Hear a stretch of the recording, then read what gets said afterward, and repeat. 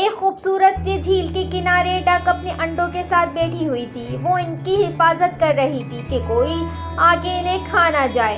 वो बेचारी बड़े ही अच्छे तरीके से उनकी हिफाजत करती थी और उसे नहीं पता था कि आने वाला ख़तरा बहुत ज़्यादा ख़तरनाक है। और फिर ये हुआ कि एक बड़ा सा स्नेक आ गया उसके पास और उसके अंडों को खाने के लिए आया था वो, और वो उसके ऊपर अटैक कर रहा था कि वो हट जाए, लेकिन वो नहीं हट रही थी। वो हर तरीके से अटैक करना चाह रहा था। वो कैसे हटती? वो उसके अंडे थे भाई, वो किस तरह से हटती? फिर भाई उसने जैसे ही मुंह खोला तो उसने डर के कालू कालू कालू कालू शोर मचाना शुरू कर दिया। कालू कालू शोर मचा रही थी और स्नेक उसे गौर से देख रहा था कि सबसे बड़ा कालू तो मैं हूँ, कि किस कालू को बुला रही है। उसके कुछ समझ में नहीं आ रहा था।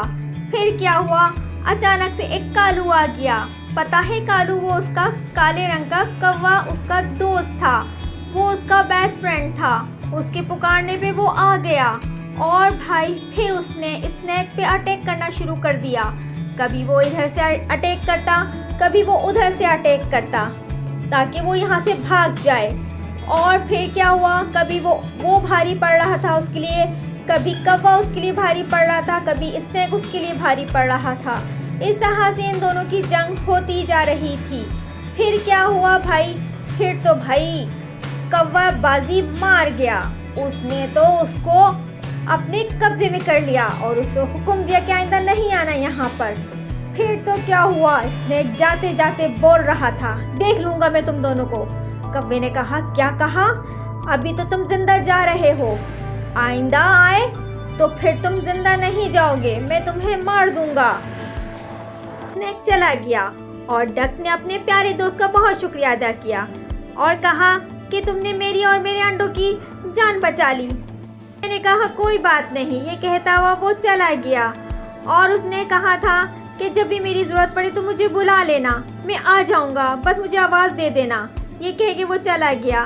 फिर डक अपने अंडों के साथ बैठी हुई उनकी हिफाजत कर रही थी।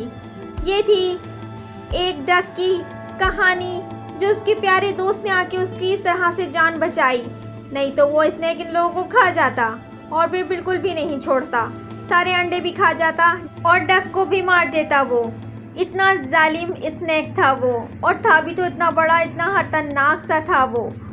और देखें किस तरह से उस कालू दोस्त ने उसकी जान बचाई, वो उसका बेस्ट फ्रेंड था। ये थी प्यारी सी कहानी कालू और डक की।